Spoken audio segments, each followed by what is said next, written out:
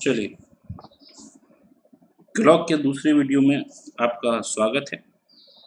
आज हम लोग क्लॉक की दूसरी क्लास पढ़ेंगे। पिछली क्लास जिन्होंने ना देखी हो वो कृपया करके पिछला वीडियो देखें। वहाँ से आपको लगभग क्लॉक के 60% क्वेश्चंस का आंसर्स आपको प्राप्त होगा। पिछला वीडियो देखना बहुत आवश्यक है। जब तक आप पिछला वीडियो नहीं देखेंगे ये वाला वीडियो आपको समझ में नहीं आएगा। तो कृपया करके पिछला वाला वीडियो देखें। और अब हम आगे बढ़ेंगे आज की क्लास पर। और जैसा कि आप जानते ही हैं, मैं पिछले कई वर्षों से लगातार बच्चों को पढ़ाता आ रहा हूँ। इसी कड़ी में ऑनलाइन क्लासेस यूट्यूब चैनल मैंने शुरू किया है और यदि आपका सहयोग रहेगा तो आगे भी चलेगा। अब देखेंगे, ये सवाल काफ़ी आसान भी है, ये लेकिन तब आसान है जब आपको ये सवाल समझ में आए। सवाल लिखा हुआ है, घंटा बजाने वाली घड़ी। घंटा का मतलब यहाँ पर धुन से है। जैसे एक बहुत पुरानी घड़ी आपने देखी होंगी, अभी भी कुछ घड़ियाँ होती हैं घड़ियों में जिसमें कि आवाज़ आती है। जब घड़ी में 4 बजता है तो घंटे की 4 आवाज़ सुनने में 12 सेकंड का समय लगता है। जब घड़ी में 8 बजेगा तो घंटे की 8 आवाज़ सुनने में कितना समय लगेगा। अगर यहाँ पर मैं विकल्प दूँ ए, बी और सी, डी,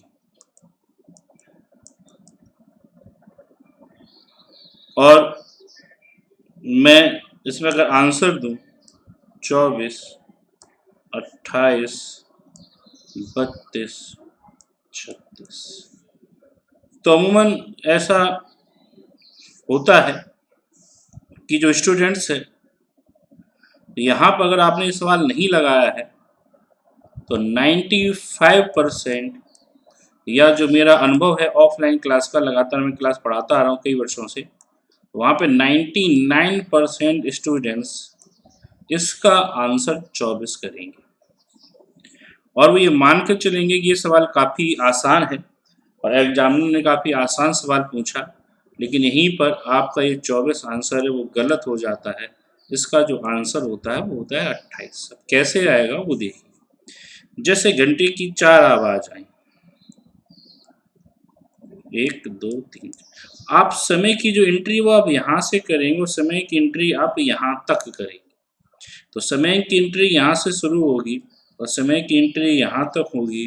और अगर आप थोड़ा इसमें जगह जल्दी लगाने का प्रयास करेंगे तो ये गलती हो जाती है। फिर बोला गया है कि 12 सेकंड 4 आवाज़, तो एक आवाज़ के लिए 3 सेकंड, 8 आवाज़, 8 तिया 24 सेकंड। तो यहाँ पर ये आंसर आपका गलत है। अगर यहाँ पर हम देखें, अगर यहाँ पर 4 आवाज़ हो रही हैं तो आप समय की एंट्री यहाँ से करेंगे और समय की एंट्री यहाँ तक होगी। तो यहाँ पर जो गैप हो रहे हैं वो गैप हो रहे हैं 3। और ये पूरा टाइम फ्रेम जो है, ये पूरा जो टाइम है, ये टाइम पूरा है 12 सेकंड का। तो एक गैप जो यहाँ पर क्रिएट होगा या एक गैप जो होगा वो गैप होगा 4 सेकंड का। अब 4 सेकंड का अगर एक गैप है, अगर 8 आवाज़ होंगी तो यहाँ पर आप गैप गिनेंगे 1, 2, 3, 4, 5, 6, 7। तो यहाँ पर जो गैप होंगे वो 7 होंगे। अगर एक गैप 4 सेकंड का है तो 7 गैप कितने सेकंड के होंगे? तो यहाँ पर सीधा आंसर आ जाएगा, जो 7 गैप होंगे वो कॉमन सेंस है, 7 गैप 28 सेकंड के होंगे। तो यहाँ पर मैंने आपको कॉन्सेप्ट सिखाने का प्रयास किया है, तो यहाँ पर आपको कॉन्सेप्ट समझ में आया होगा। अब इसी को थोड़ा जब एग्जाम में, लेकिन इन सवालों को लगाना नहीं है, इन सवालों को मौखिक ही लगाना। एक सिंपल सी बात है, अगर 4 आवाज़ 4 साउंड हो रही हैं, गैप 3 होगा तो एक गैप हो गया यहाँ पर 4 सेकंड का, ये मौखिक आ जाएगा, वर्बल ही आ जाएगा। अब 8 आवाज़ होंगी तो 7 गैप होंगे, तो एक गैप 4 सेकंड का है तो 7 गैप होंगे यहाँ पर 28 सेकंड के। तो यहाँ पर बेवकूफ़ी ना करें। अमूमन अधिकांश स्टूडेंट इस सवाल को गलत करते हैं और फिर कहते हैं कि जब एग्ज़ाम हॉल से बाहर निकलते हैं तब तो उन्हें लगता है उनका पेपर सही गया है, लेकिन जैसे जैसे दिन बीतते हैं, आंसर शीट्स आती है, तो वहाँ पर उनकी मार्किंग लगातार कम होती चली जाती है। इम्पॉर्टेंट ये नहीं है कि आप कितनी किताबों से पढ़ रहे हैं, इम्पॉर्टेंट ये है कि आप वो पढ़ें जिससे आपका बौद्धिक विकास हो। आगे बढ़ेंगे, क्वेश्चन नंबर हम 2 देखेंगे। सेम सवाल है, सेम टाइप हैं सारे। बोला जब 6 बजता है तो 6 आवाज़ सुनने में 15 सेकंड का समय लगता है। 6 साउंड गैप 5 होंगे। अब 15 सेकंड का समय लग रहा है, तो 1 गैप इक्वल, ये आपको एग्जाम में नहीं करना है, एग्जाम में मौखिक लगेगा। 1 गैप इक्वल टू 3 सेकेंड। और जब घड़ी में 10 बजेगा, तो यहाँ पर 8 की जगह 10 होना चाहिए। घड़ी में 10 बजेगा तो 10 आवाज़ सुनने में कितना समय लगेगा? जब 10 साउंड होंगी, 9 गैप होंगे, तो 9 गैप के लिए जो समय लगेगा 9 इंटू 3 यानी कि 27 सेकेंड। तो यहाँ पर आंसर आ जाएगा 27, यहाँ पर आंसर आएगा 28। तो बात आपको समझ में आ रही होगी। ना समझ में आए तो आप कमेंट कर सकते हैं, इसको रिपीट करके देख सकते हैं। अगला सवाल देखेंगे। एक घंटा बजाने वाली घड़ी में जब 9 बजता है तो 9 आवाज़ सुनने में 40 सेकंड का समय। 9 साउंड, अब कॉमन सेंस है, गैप 8 होंगे। 1 गैप इक्वल टू 40/8 बराबर 5 सेकेंड। अब जब घड़ी में 11 बजेगा तो 11 आवाज़ सुनने में, जब 11 बजेगा 11 साउंड होंगे, तो गैप 10 होंगे। तो 10 गैप में जो टाइम ये लगेगा यहाँ पर 50 सेकेंड। तो इसका आंसर कितना आ जाएगा? इसका आंसर आएगा इस सवाल का 50 सेकेंड। क्लियर? तो यहाँ पर आपको बात समझ में आई होगी।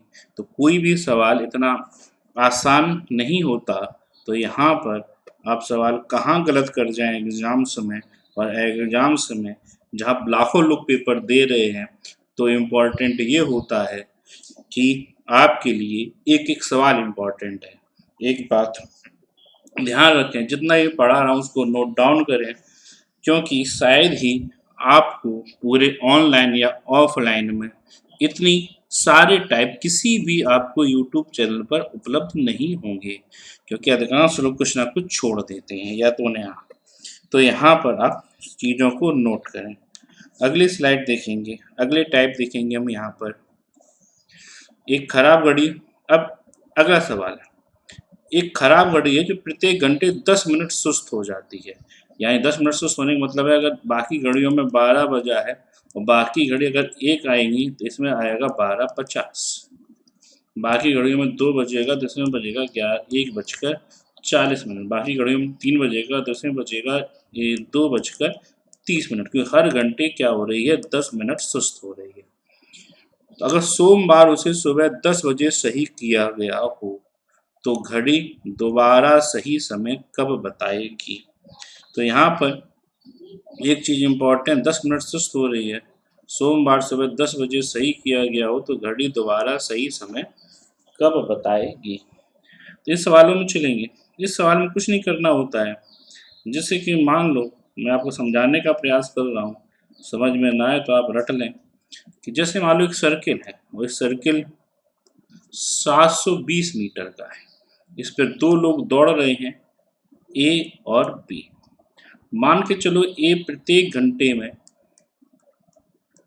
10 मीटर पीछे हो जाता है, तो 2 घंटे में इनके बीच का अंतर कितना हो जाएगा? 20 मीटर। 3 घंटे में इनके बीच का अंतर कितना हो जाएगा? 30 मीटर। 4 घंटे में इनके बीच का अंतर कितना हो जाएगा? 40 मीटर। तो कभी एक ऐसा समय आएगा कि बी लगातार आगे बढ़ता चला जाएगा और ए 10 मीटर के हिसाब से इनके बीच का जो डिफरेंस है वो बढ़ता चला जाएगा। ये दोनों तब ये दोनों ए व बी तब आएंगे जब इनके बीच पूरे एक सर्किल का अंतर उपस्थित हो जाएगा। अगर ए और बी के बीच एक सर्किल का अंतर उपस्थित हो जाए तो यहाँ पर क्या होगा? ये दोनों समान जगह पर आ जाएंगे। फिर से समझने का प्रयास करें।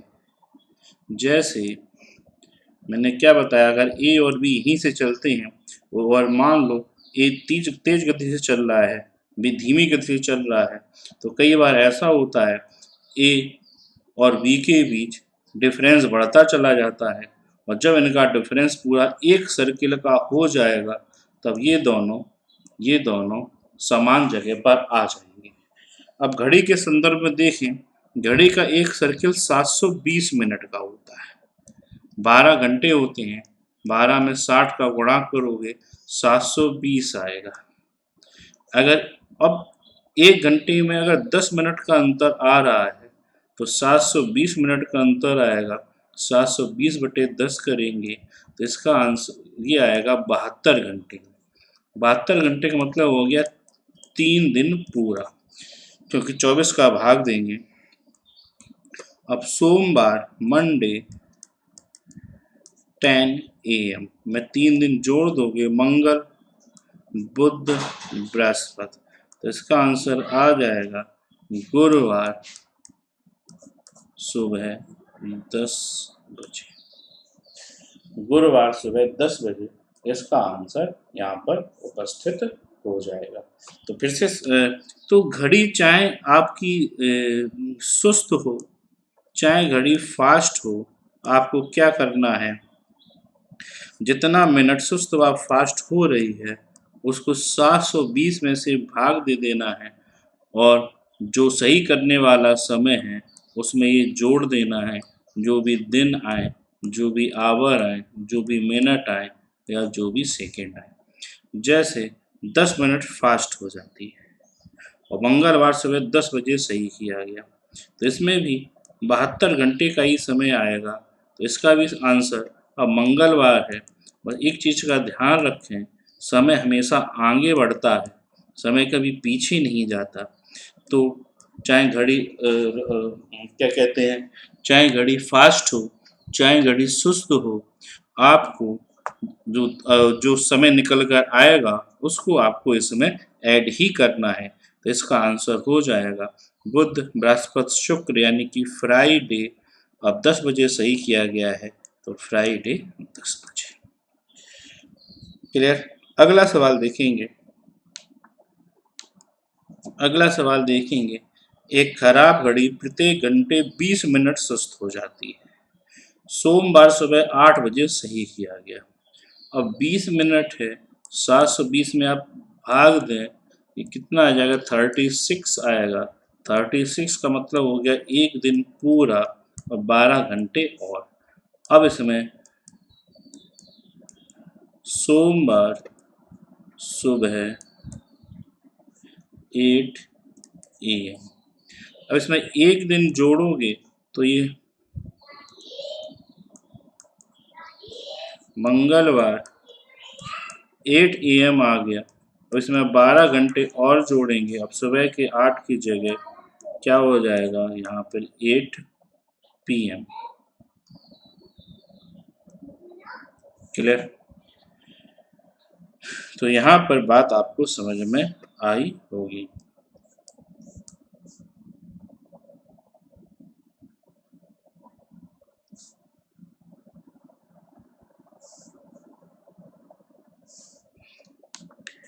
नेक्स्ट टाइप पे चलेंगे, नेक्स्ट टाइप पर चलेंगे हम। कुछ सवाल आते हैं मिरर इमेज और वाटर इमेज की। पहले मिरर इमेज को देखने का प्रयास करेंगे। मिरर इमेज में कुछ नहीं होता। अब अगर मिरर इवन संख्या में है या मिरर ऑड संख्या में है, इवन संख्या का मतलब हो गया 2 4 6 8, तो सेम टाइम होगा, यहाँ पर आप टाइम चेंज नहीं करेंगे। अब अगर ऑड संख्या में है, 1 है 3 है 5 है, आपको क्या करना है, जो भी समय दिया जाएगा उसको आपको 12 में से क्या करना है, घटाना है, माइनस करना है। जैसे बोला जाए किसी घड़ी में 4 बजा है तो मिरर में कितना दिखाई पड़ेगा। यहाँ पर हम कुछ सवाल ले रहे हैं।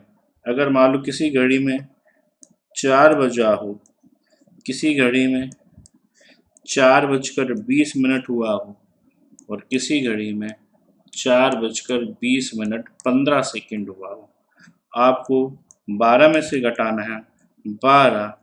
अब यहाँ पर मिनट का सिस्टम है तो 11 घंटे 60 मिनट, यहाँ पर 11 घंटे 59 मिनट और 60 सेकंड। यहाँ पर घटाएंगे तो आंसर आपका 8 आएगा। यहाँ पर घटाएंगे तो ये 40 हो गया, ये आपका 7 हो गया। यहाँ पर आंसर 7:40 आएगा और यहाँ पर घटाएंगे ये 45 हो गया, ये 39 हो गया, ये 7:39:45। इस प्रकार से सवाल आप यहाँ पर कर सकते हैं। वाटर इमेज की बात करें, वाटर इमेज में आंसर अप्रॉक्स आते हैं। जैसे इसको ऐसे समझा जा सकता है, जैसे मान लो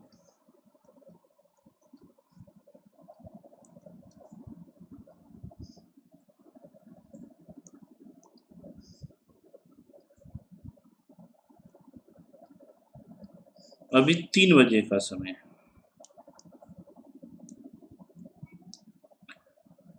अब अगर इसका वाटर इमेज बनेगा तो वाटर इमेज में क्या होता है कि चीजें उलट जाती।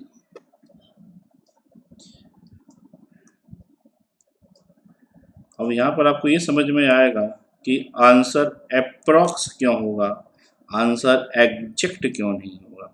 अब चीज़ें अगर पलटेंगी, अगर आप देखेंगे जो कि थोड़ा समझने का प्रयास करें तो घंटे वाली सुई यहीं पर रहेगी और जो मिनट वाली सुई है वो 6 इधर आ जाएगी। अब इसमें आंसर तो आप 3.5 करेंगे, लेकिन 3.5 के लिए घंटे वाली सुई क्या होना चाहिए, लगभग बीच में होना चाहिए। तो यहाँ पर ये आंसर माना जाता है कि आंसर इसमें क्या आता है, अप्रॉक्स। इसमें आप जितना इमेजिन करेंगे उतना आपके लिए सही होगा। अगली स्लाइड पर चलेंगे। ये आसान टाइप है,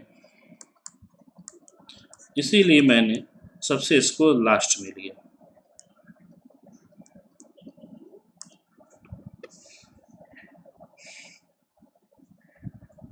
प्रत्येक एक बोला गया एक बस अड्डे से, इसमें आप कुछ नहीं करना है, ये अब आप अंदाजे से इन सवालों को ना लगाएं, इसका एक प्रॉपर तरीका होता है। जैसे बोला गया है प्रत्येक 30 मिनट पे एक बस अड्डे से बस है, क्लर्क ने एक यात्री को बताया, जानकारी दी कि पिछली बस 10 मिनट पहले ही गई है, अगली बस 10:40 पर है। अगर अगली बस 10:40 पर है तो इससे पहले वाली बस डेफिनेटली 10:10 पर होगी। अगर 30 मिनट पर बस है, प्रत्येक 30 मिनट पर बस है, सवाल में दिया गया है। तो अब बोला गया 10 मिनट पहले ही गई है तो निश्चित ही 10 बजकर, ये कॉमन सेंस है, इसमें ऐसा कुछ ट्रिक एक नहीं है। कारण कहने को तो इसको ही इन सवालों को ही बहुत ही ज़्यादा पढ़ाया जाता है और कठिन सवाल छोड़ दिए जाते हैं, क्योंकि अब इन सवालों को लगाकर आप केवल पास नहीं होंगे। एक वो सवाल है, अगर किसी एग्जाम्स में 10 लाख लोग पेपर दे रहे हैं तो डेफिनेटली 9 लाख लोग इन सवालों को, आसान टाइप के सवालों को लगा लेते हैं।